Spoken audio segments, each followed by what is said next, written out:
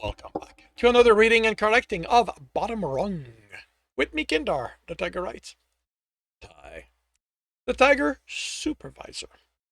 If you want to listen to these live, it's every Tuesday morning, 8 a.m. Eastern Time on Twitch.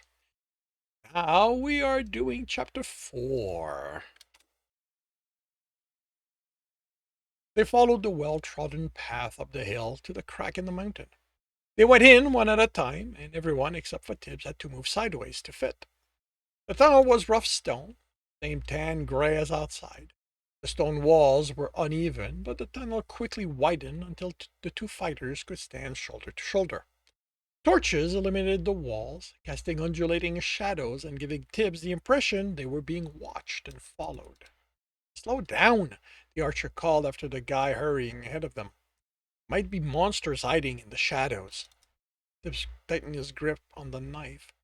It had been his imagination, hadn't it? if the archer said they could, no, they aren't.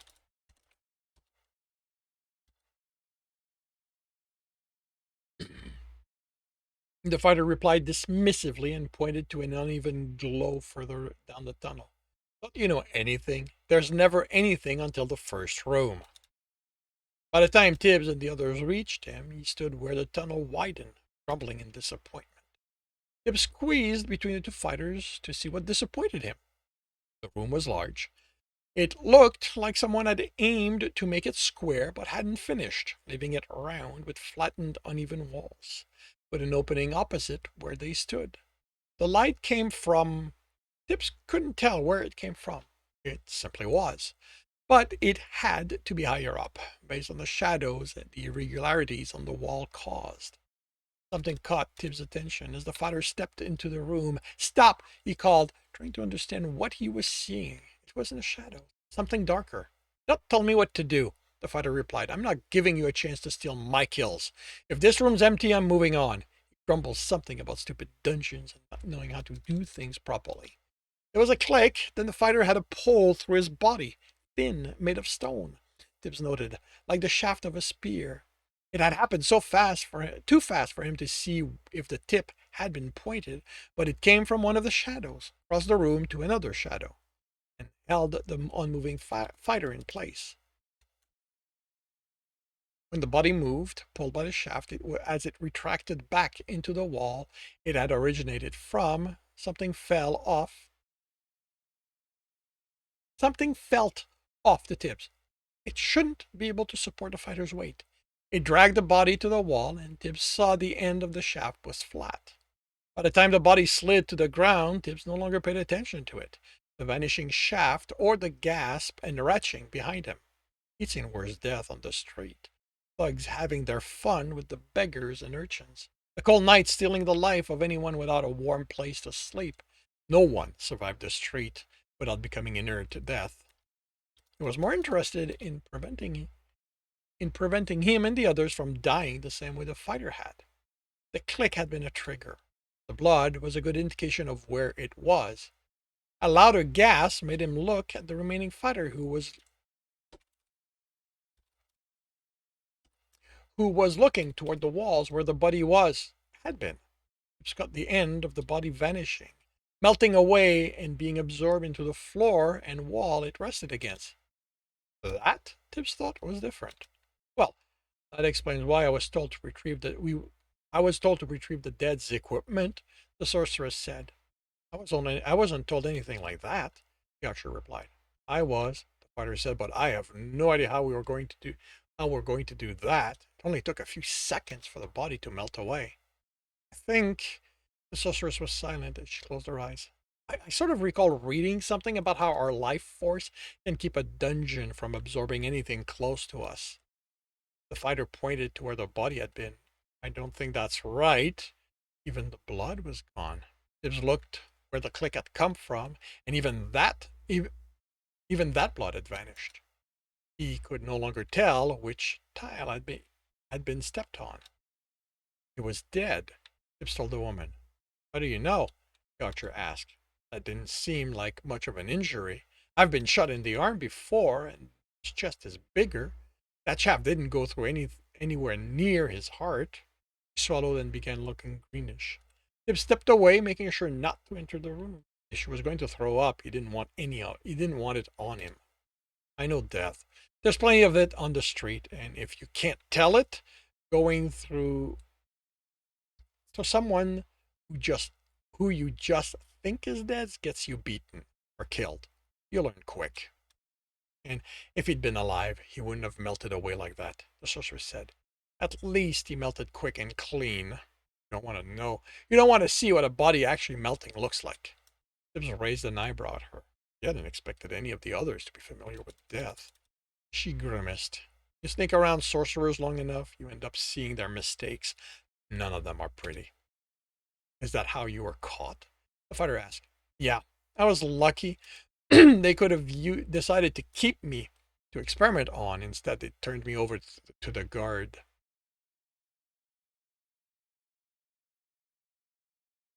To the guards. She looked at where the body had been. At least I thought I'd been lucky. Fighter looked at him, turned to the room. This is why you're here, right? What's your name? I don't feel like calling you thief all the time. Tibs, he answered, going back to studying the. Okay, Tibs, any idea how we get across without ending up like Mr. I'm too impatient to be careful? Without being able to tell where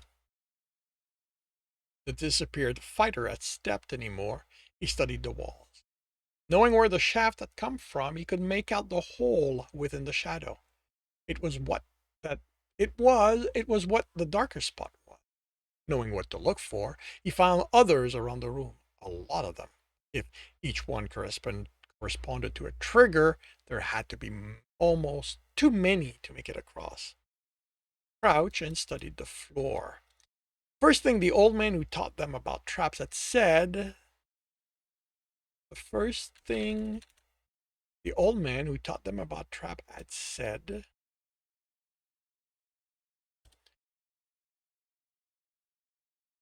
was that dungeons were dumb.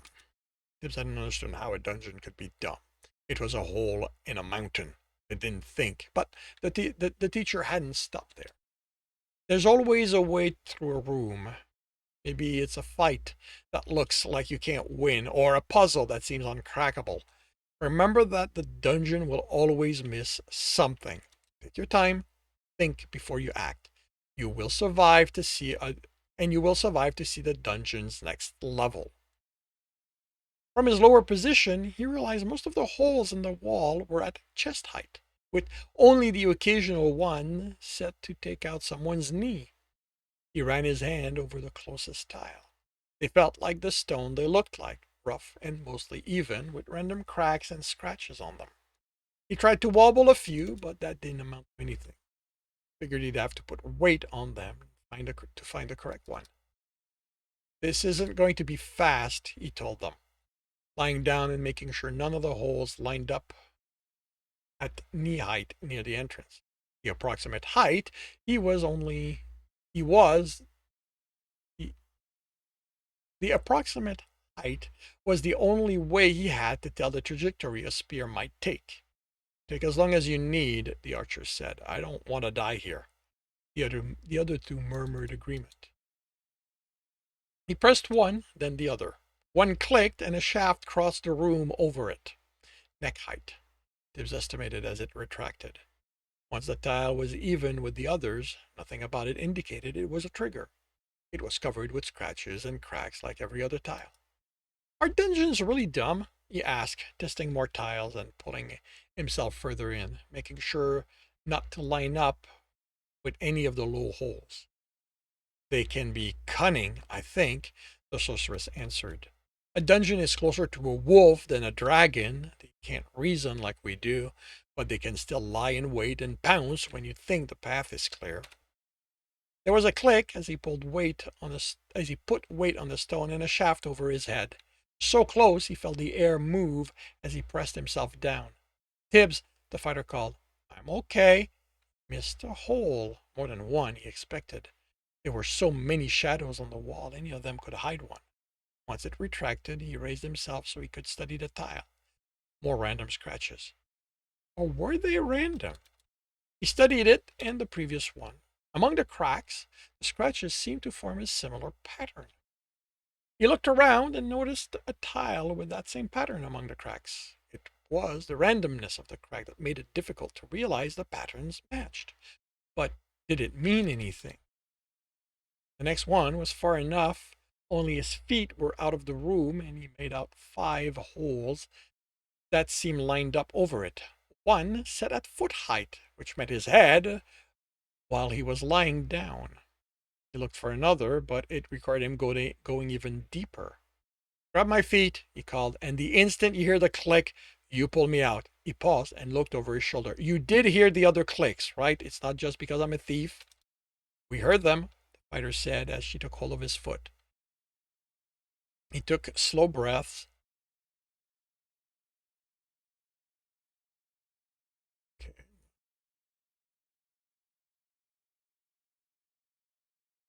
slow breath. Now, this is plural. Slow breaths. He steadied his nerve. Was no different from breaking into a house when someone was still in it. He told himself it could be just as deadly. He placed his hand on the tile and pushed down. For a second, he thought he'd gotten it wrong, then the tile moved. The pull was so sudden, Tim screamed and was ready to berate the fighter. She'd been too fast. Then he noticed the shaft retracting. He swallowed. Foot height. He'd be dead if not for her reflexes. You okay? Tim shook his head. Could have died. If he'd been alone, he'd have been dead. This was nothing like breaking into a house. He shook himself. Like breaking in that he couldn't sit on his ass because of a close call. He looked at the room's floor. Thought he had it, but he needed to make sure the pattern wasn't there to distract him from another set. He crouched at the entrance again, forcing his heart to slow with his breathing. He looked for another repeating pattern and found them. But when he pressed on one, the tiles didn't move. He stood.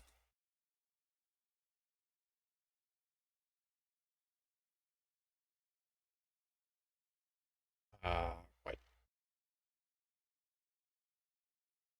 happened? Where's my...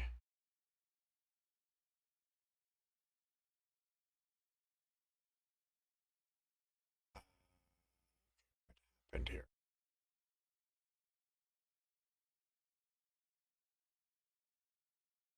Okay. Somehow I switch chapters. That's interesting.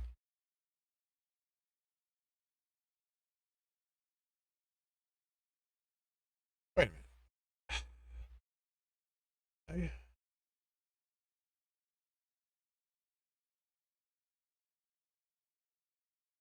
Oh, okay. Yeah, I jump.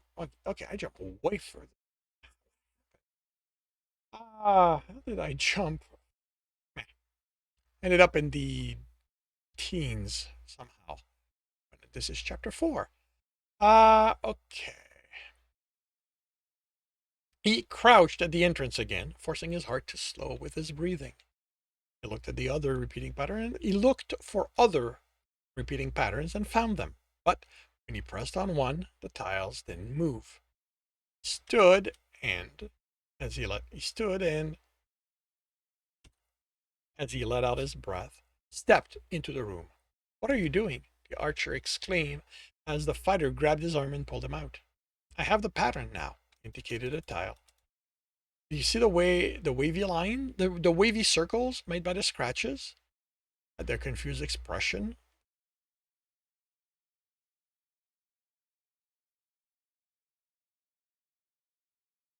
He stepped to it, watching where he placed his feet, traced it.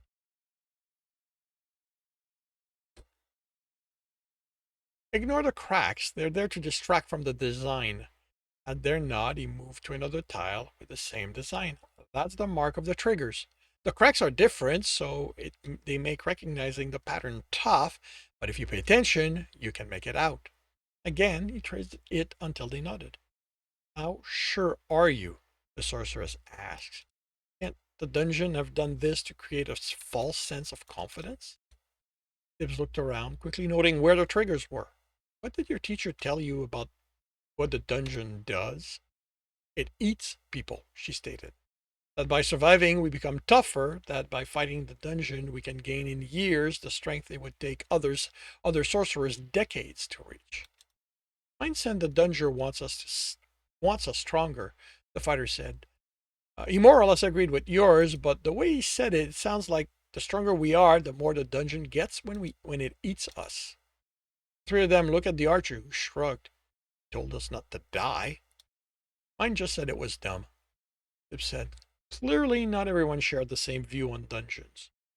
Maybe it's because us thieves have to consider how things work more, but he also said that the dungeon always misses something. Looked at the fighter. Argyle? She told him, Argyle, this is what it missed. If he'd taken the time, he'd have seen it. He motioned to where the other fighter had vanished. This room is a puzzle, and I've worked out what it missed.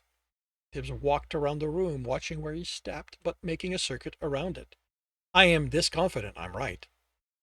Okay, Argyle smiled. Good work, Tibs.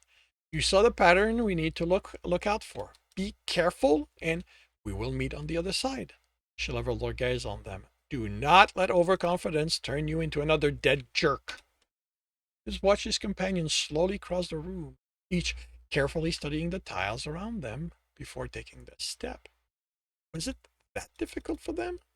He couldn't make out the pattern at a glance, not that he knew what to look for, both patterns, but he didn't bother with the false one. It would have made more sense to him if they had behaved as triggers too, even as decoys. He kept up with them until they reached the other side, where they caught their breath. Do you think the traps are going to remain active once we've cleared all the rooms? Argyle asked Tibs, who shrugged and looked at the sorceress. I don't know how dungeons work, she answered. The little I've gathered comes from listening in on conversations I shouldn't have and a bit of reading here and there. The fighter nodded. Then we keep that in mind when we leave. It would suck to clear everything and end up dying because we didn't step carefully. Just looked at the floor, the other set of patterns. But if that was the trap he'd have to look out for on the way out. This concludes chapter 4 of Bottom Rung. If you are enjoying this, please leave a like. If you want to know when the next chapter is going to be up, subscribe and hit the bell. If you want to read the story, it is up for free on Royal Road. If you want to read ahead of Royal Road, that is on my Patreon, where you can get access to the chapters up to 9 chapters ahead, depending on the tier you support me at. If you want to listen to me do these live, it's every Tuesday morning, 8 a.m. Eastern Time on Twitch. The links are in the notes. With that, I shall wish you a good day.